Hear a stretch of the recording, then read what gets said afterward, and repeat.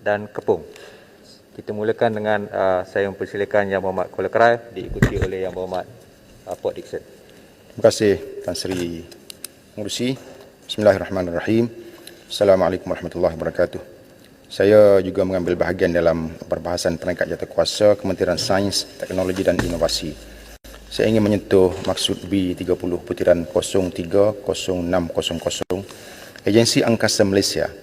Tan Sri Pengerusi, perkara pertama berkenaan butiran ini adalah berkaitan aktiviti pembangunan dan pengoperasian teknologi maju angkasa. Lazimnya melibatkan pelbagai kaedah dan pendekatan melangkaui sempadan.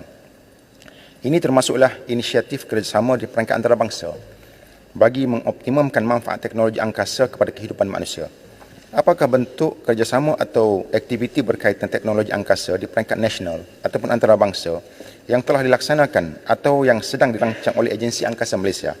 Selain itu, saya juga ingin memohon agar pihak kementerian menyatakan apakah inisiatif yang telah atau sedang dilaksanakan bagi memastikan minat dan pembangunan kepakaran tempatan dalam bidang teknologi angkasa di kalangan generasi muda dapat diperkasa. Tuan Pengerusi, saya juga ingin menyentuh Kepala B30 butiran 040600 Nano Malaysia Berhad.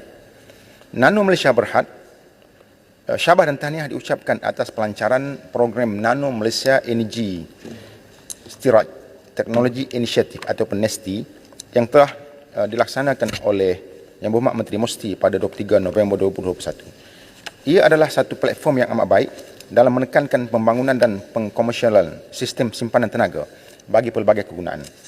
Persoalan saya, selain daripada NESTI, apakah rancangan kerajaan melalui Musti untuk menyiapsiagakan keupayaan dalaman negara dalam bidang penyimpanan tenaga dan pengecasan elektrik untuk menyediakan infrastruktur kenderaan elektrik di Malaysia untuk meningkatkan daya saing negara di ASEAN di dalam sektor ini.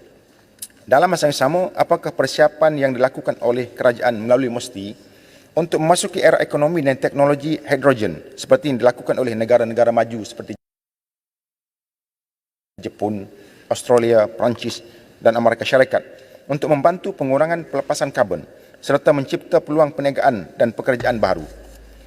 Tuan Pengerusi, maksud Kepala P30 butiran 08000 Malaysian Global Innovation and Creativity Center. Merujuk kepada era globalisasi ternyata mempengaruhi gaya dan kaedah pertanian masa kini yang tidak lagi bergantung penuh terhadap alatan tradisional. Sebaliknya, segalanya kini boleh dilakukan di hujung jari.